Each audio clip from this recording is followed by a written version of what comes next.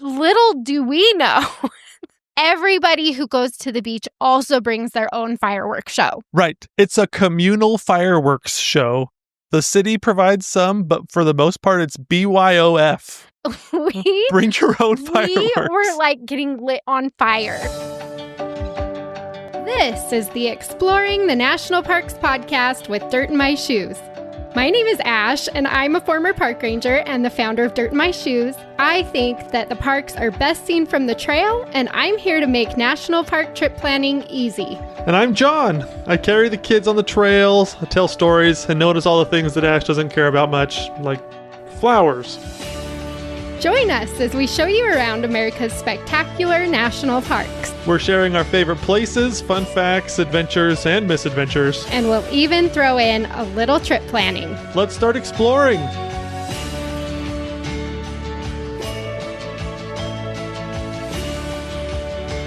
I feel like most people have a favorite holiday that's usually like one of the big three, which is like October, November, December. One of those ones. You know, those aren't holidays, those are months. Yeah. But holidays that fall within those months. So like sometimes New Year, but Christmas, Thanksgiving, Halloween are a lot of people's favorite holidays. But your favorite holiday is St. Patrick's Day. Yes, because you love to get wasted. Yeah. On ice cream, which is what it is if you watch Grown Ups with Adam Sandler. Wasted on ice cream. But nope, your favorite holiday comes in the summer in July on the 4th. It's always been my favorite holiday. Why do I love it? I love it because I don't have to give anyone gifts. Mm-hmm. The weather is usually great. Mm-hmm. You just get to like gather with your favorite people and eat lots of good food. Mm-hmm. And usually do something fun, like go to the pool or go to the lake or something. But like, there's like no expectations. Right. It's just a fun gathering. And this might be contentious. Or people may not agree with how I see this. But it's the only other holiday outside of Christmas and Halloween, I guess, kind of. But really Christmas that has its own carols. Like, yeah, 4th of July has we specific have good songs. 4th of July songs, Yeah. right? Halloween has a few, but, you know, for sure, the 4th of July, Independence Day, right, has its own songs. I know. So I'm a huge fan of the 4th of July. It's always been my favorite holiday from as long as I can remember. Mm-hmm. And so today we thought it would be fun to talk about some of the national parks that we've visited over the 4th of July. We usually are somewhere over the 4th of July. Mm-hmm. It's been a long time, actually, since we've been home on the 4th of July. Exactly. And a lot of times we do find ourselves at the national parks. So we thought we would celebrate the 4th of July by sharing our favorite national parks that we have visited over the 4th of July. If it's too late for you to plan for this year, because I know it's almost the 4th of July at this point, it will give you some great ideas for maybe where you might want to be next year around this same time. Exactly. There are some national parks and like their gateway towns that really dress themselves up for the 4th of July. Let's jump in with my favorite. And this has been my favorite my whole life. I don't know how many 4th of Julys I've actually spent in this park. This one should be no surprise to anybody that ever listens to anything Ash has ever said about the national parks. Okay, listen. You want a great 4th of July experience in and near a national park, you've got to go to Grand Teton. Yes. You have to. It's so much fun because, okay, not only do you have like the perfect weather for Grand Teton, so you can spend a lot of times, like I'll spend my whole day in Grand Teton or the whole weekend in Grand Teton hiking and swimming and biking and doing all the fun Grand Teton things. But then for the 4th of July, you go into the town of Jackson, just right outside of Grand Teton. And Jackson is a super fun Western town the time. They decorate. But it's very like God Bless America pretty much all the time. Exactly. And you've got all the cowboys and you've got all the horses and you've got just the antler arches, the shootouts, all of that. Very Western vibe. Yes. But then you add in the 4th of July stuff which is just awesome. So they have like a 4th of July rodeo that's really fun. The parade that they do in downtown Jackson. Okay, I don't know about you guys, but like there's only so many like royalty floats and stuff like that you want to see in a parade. And what's nice about the one in Jackson is there are like easily the horses outnumber the people in this parade. Yes. And listen, if you've ever been to a parade with me, I find the parade is one of the most important parts of the 4th of July. And I think this is one of the best parades I've been to. I love the Jackson 4th of July parade. It's really fun. John is pretty embarrassing to be at parades with because he yells really loud at everybody and he like tries to get, it's actually really fun, but he tries to get like all the cars to honk their horns or rev it up or whatever. Like it's just, but he's just like shouting and like, you know, really interacting with the people in the parade. Listen, he gets so much free stuff. My children have been hit in the head because people have been trying to throw me things from their floats. Frisbees. He still wears shirts he's gotten from parades. The kids are always like, we got so much more candy than everybody else, Mom. It's like, because your dad is yelling so loud and like cheering so loud. Oh, I love it. So let me tell you, this is the trick. For any big truck, you do the honk your horn. And this is a lost art. People have forgotten how to do this to like get semi trucks and big diesel trucks and tractors and things to honk their horns. I know. Do you remember in elementary school, like we'd be on a field trip or we'd be going to school on the bus and you'd see a semi and you'd all put down your windows really fast and everybody would do the honk your horns. Yeah, exactly. Which is basically, if you don't know what that is, so younger people listening, you just lift your hand straight up in the air with your palm facing you, and then you just put a fist, and then you just fist pump, basically. You just pull your elbow down over and over again, and then you get a massive horn that honks, and it's really cool, and it's really fun, but it also makes the truckers' day. The truckers love to do this. Yep. And it's really cool to do at parades, and it's really fun. And then if it's a vehicle that is like, I don't know. A tractor or a classic car or a motorcycle. You have them rev it up. That, you have it rev it up. And it makes the parade so much more fun. So you're not just like watching the mayor go past, you know, and cheering on whatever he's, you know, whatever John they're will doing. tell the mayor to rev it up. And sometimes they will. Yeah. And sometimes they just laugh at you, which is also still fun. So, yeah. So we love the Jackson Parade. They do a really good job. It's still like really Western and 4th of July themed. Mm-hmm. But then also, like I mentioned, the rodeo is super fun. And then they do fireworks. They have a big celebration at the base of Snow King Mountain. And they do the fireworks off of Snow King, just basically right out of downtown. Mm-hmm. And then they also do one at Teton Village if you want to go a little bit further out. So lots of fireworks, lots of fun. I have been to the 4th of July in Jackson Hole so many times. Right. It never gets old. It's a blast. So that's easily my top favorite. If you can be there over the 4th of July, you will not be sad. It's so much fun. It's so good. The next one, which is probably one of the biggest surprises for me, was when we spent the 4th of July here, was Mount Rainier. Yes. I loved 4th of July at Mount Rainier. But this one has an asterisk, okay, because this was our first trip to Mount Rainier and we went too early to do any hiking in the park. There was so much snow still at the higher elevations. So yeah. it was. So if you're hoping to hike in Mount Rainier and it's a first time visit, maybe you don't plan for a 4th of July trip. You really want to aim for later in July.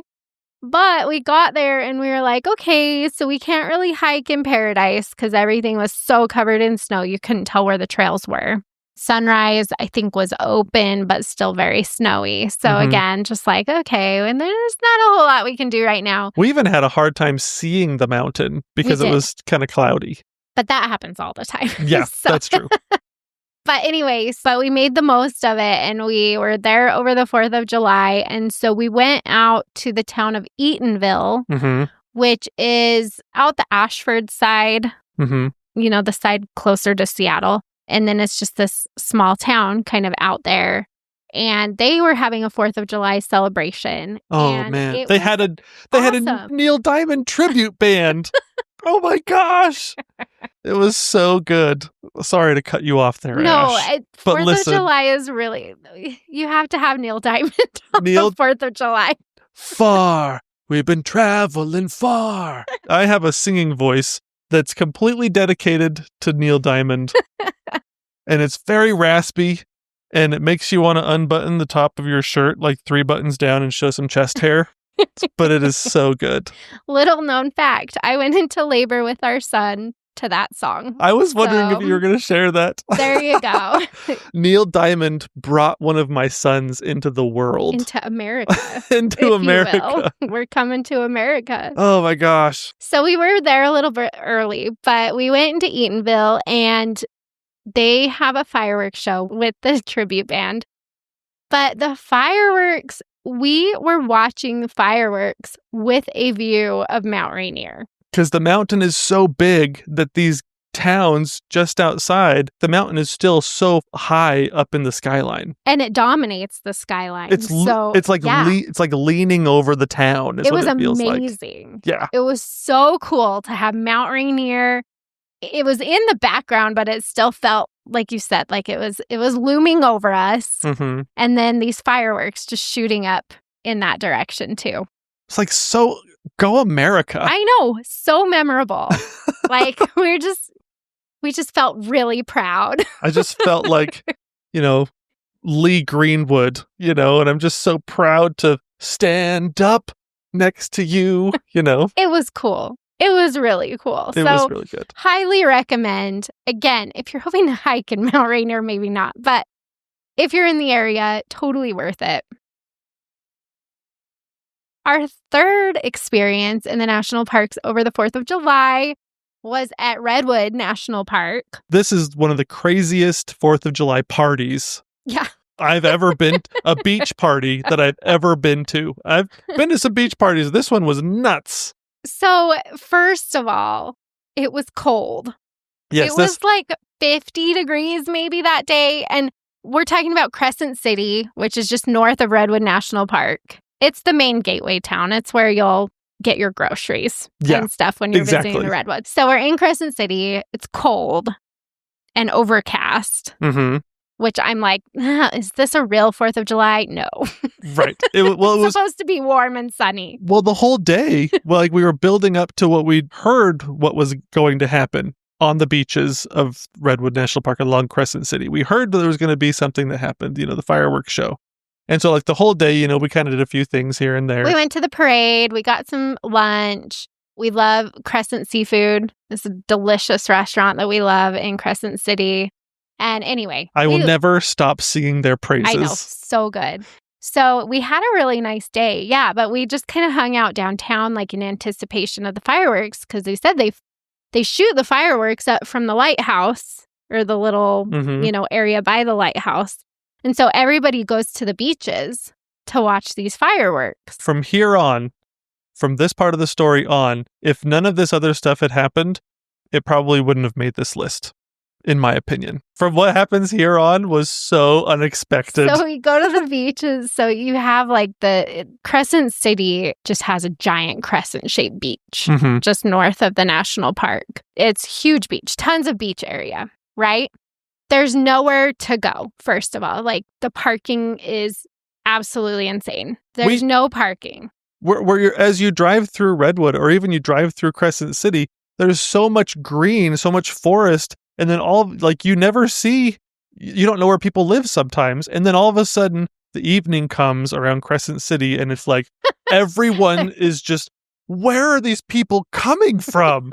There are people that are just arriving out of the bush. And you're just like, what is happening? And there's nowhere to park. And you're just like, these are all the locals? I didn't even know there were people here. I know. So then you go to the beach. We had our chairs and we had our snacks and stuff. And we're like, we're just going to watch some fireworks, put off by the city, basically. Little do we know, everybody who goes to the beach also brings their own fireworks show. Right. It's a communal fireworks show. The city provides some, but for the most part, it's BYOF. Bring your own fireworks. We were like getting lit on fire. We were so close to these fireworks. We were getting hit in the head with the part that pops off. Right, the ash and everything like that. No, but like I got hit by one of the caps from one of the fireworks. Like it like popped right above my head and then it dinged me in the head because everything was so close and it was just like a free for all. Right. And we thought we got down to the beach. We've got our chairs. We're like, that looks like a safe place. But then someone sets up their fireworks behind us and is like, they'll be fine. And so they just start shooting off fireworks. And we're in the shadow of the fireworks. It's coming down at us. We're like, we literally think we're going to die today. Everybody is just like, we're setting up. It's like if you go to a beach in Miami or something like that, and there's no ground anywhere. Everybody's got their towels or their shade structures. But then you add fireworks from every family, and nobody cares about where their sparks are landing. Oh my God. It was insane. And so we're just like sheltering in place. And we're just these idiot people sitting in the middle without any fireworks. We didn't bring any. We didn't think we needed them. Oh my gosh. And then they have like this huge community cleanup the next day because the whole beach is just covered in garbage. Right. From everybody doing their fireworks. Like it was crazy. I've never had such a crazy firework experience ever. I don't even remember the city fireworks. No, we couldn't really see them because we were surrounded in a cloud of smoke. And listen, I have not served in a war zone, but that was the closest I've ever been. Yeah, it really was. That is not the place to go if you have dogs or PTSD. Yes. Because I love fireworks. I love the 4th of July, but I was like looking around at my little family like, we are going to die. We're going to light on fire. This feels so unsafe. It was crazy. Definitely memorable. What an experience, though. And it was really fun to be at the Redwoods. We love the Redwoods. Oh, man. So it was just an extra experience that trip. It was so cool. And so I put my hands up. They're playing my song, the butterflies fly away, because there's too many fireworks that are just going to kill everything. It was a serious party in the USA. Oh my gosh. Yeah. That was a pretty killer party. So They know how to have fun. Yes. Go Redwoods for the 4th of July. There was definitely many, many drunk people on that beach. So something to mix. I'm not sure it's a very good idea, but next time we go, I'm going to bring some Kevlar, probably. Maybe some of my hockey equipment. We just need to be part of the party better. Yeah, that's true. But I mean, people brought like their campers. They were camping like in the parking lots around the beach and stuff. Like it was a whole thing. It's a big deal. We just did not know what we stepped into. All of Northern California descends on Crescent City. Yeah. That was crazy. So the last 2 parks that I wanted to talk about, they're parks that I worked at. So I was there during the summer months and for the 4th of July. These ones are further away, so probably not, super easy to get to. But the first is Glacier Bay National Park. So what's really fun about this one is kind of similar to Crescent City, where it's like, so they have this cute parade during the day, just that the community does. And this community is really small. And it's isolated. You can't get there by road. Right. So the town is called Gustavus. That's right outside of Glacier Bay. But you can't get there by road. You have to get there by plane or boat. And so it's just a really small community. And you have a lot of these communities down in Southeast Alaska. So probably similar things going on all around this area. But my favorite thing was, so the community puts on the parade and it's just people from the community, from the park. Like in this parade, you've got like the volunteer firefighters and you've got some park rangers and you've got people who own the little stores or bed and breakfast and stuff like that in this parade. So my coworker who lived there for a long, long time, she was like, there's some people that we never see that live here year round. We never see them except on the 4th of July. So they do. They come out of their land, their homesteads. where there are a lot of people in this area who just live off the land and don't really rely on other people and stuff. And so, but you will see them. They come out for this 4th of July parade. And the parade, this is the coolest, like it's the funniest parade I've ever seen because it goes down the main street. And so you're cheering for everybody. I mean, these are your friends and neighbors. You're just cheering. It's super, super cute, small town. And then it gets to the end of the road. And then they just turn around and then go back and you cheer for them again. And they get an encore. Yes.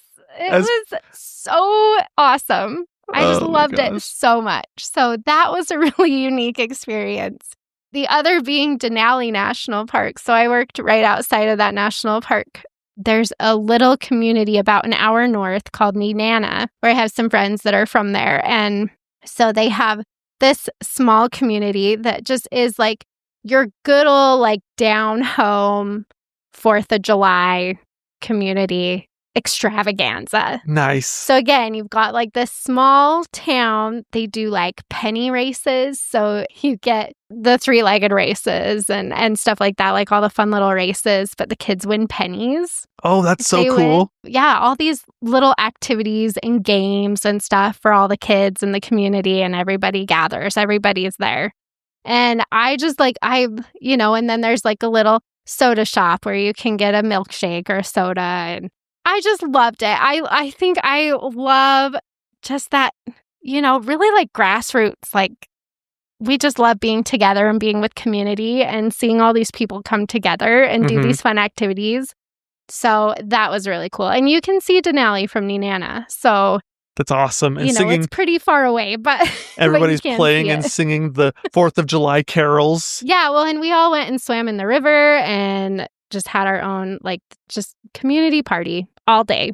That's fun. So anyway, some really fun things to be a part of. That's what's cool about going to the national parks, I think, is a lot of these communities outside of the parks are very small and pretty tight-knit. And so you do get a totally different experience in a lot of these places than you would in some of the bigger cities and towns. Right. That's totally true. Yeah. So if you can get to Alaska, holy cow, like totally do it. July is peak season, best time to be there. And if you find yourself in one of those little national park towns, like definitely see what's going on and talk to some of the locals and just become a part of the community for a day. Yeah. It's really cool. We did want to mention one, Miss.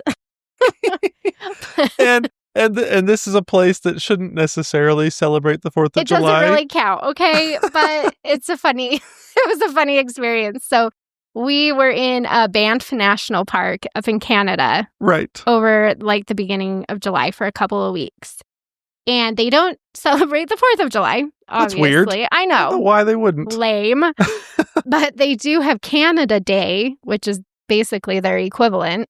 July 1st. On July 1st. Yeah. So close enough, right? We're like, sweet. So we thought to ourselves, ooh, this is going to be the Canada version of July 4th. Big, massive, loud fireworks, crazy parade, lots of candy getting thrown out and everything. We did the parade. They did have a downtown parade through Banff, which, I mean, is there a better backdrop for a parade? Not really. It was gorgeous. It was amazing. And we ate beaver tails while we watched and everything. Went full Canada spirit. We were really excited. They had a farmer's market going, so we got a whole bunch of fruit and like we had blueberries and strawberries and stuff we were snacking on during the parade. Maple candy and chocolate, real chocolate, not chocolate candy, which is a distinct category now, which I realized. Oh my gosh, so good. So yeah, so super fun. We're really excited for the fireworks that night. They did say that these fireworks that they do from downtown Banff are dog friendly. So we're like, I wonder what that means. Yep, no idea. We never knew. What that means is that they're lame. So they did not put on a good old US of A, like big 4th of July fireworks show. It was just really small, quiet fireworks. There were no booms. There was None. if you were down the street you wouldn't have even known that they were doing a fireworks show. And we felt like we took a risk staying in downtown Banff because it was really busy, but we're like, we'll just stay downtown and get as close to the fireworks as we can. And if we would not have done that, we would not have seen anything. One tall pine tree can cover up the whole fireworks show. Yep. So that's just a word of caution to those of you who might be like, oh, let's go to Glacier and Banff and Jasper and, all that fun stuff in that area. Just stay at Glacier for the 4th of July. Yes, exactly. If you want a really good, hearty, we love America celebration. But, right. And if you want to see fireworks taller than 30 feet max. Yeah. Then, definitely. It was pretty funny. We did get John to dance up on stage before the fireworks show. So it was pretty great. Me and my oldest son, we went up there and we showed everybody how you throw a party. And let me tell you, it was just like Night at the Roxbury. It was great. We killed good. It. Yep. Really fun. But anyway, those are our favorite places to be on the 4th of July. Like I said, we have our favorites and then we have some that we just kind of stumbled into. But hopefully you're able to get out for the 4th, have a really happy Independence Day extravaganza with the people that you love the most. Hopefully, you're able to get into some national parks here sometime soon as well. Mm-hmm. We would love to hear what your favorite national park to visit during the 4th of July is. We still have a bunch we need to get to. We do. So there's a lot of great national parks with excellent gateway towns. You know where we're going to be this year? We're going to be around Boston. Yeah. Pretty excited about that. I'm going to throw some tea in the ocean. Is that what everybody says? Stupid Americans. We're going to Acadia. So we'll be in that area around that time. Not exactly for the 4th, but pretty excited to be there and to experience that. But anyway, besides the point, we want to know where you like to go. Yeah. So head over to the Dirt in My Shoes Facebook or Instagram page. We'll have a post there where you can chime in on your favorite national parks to visit for the 4th of July.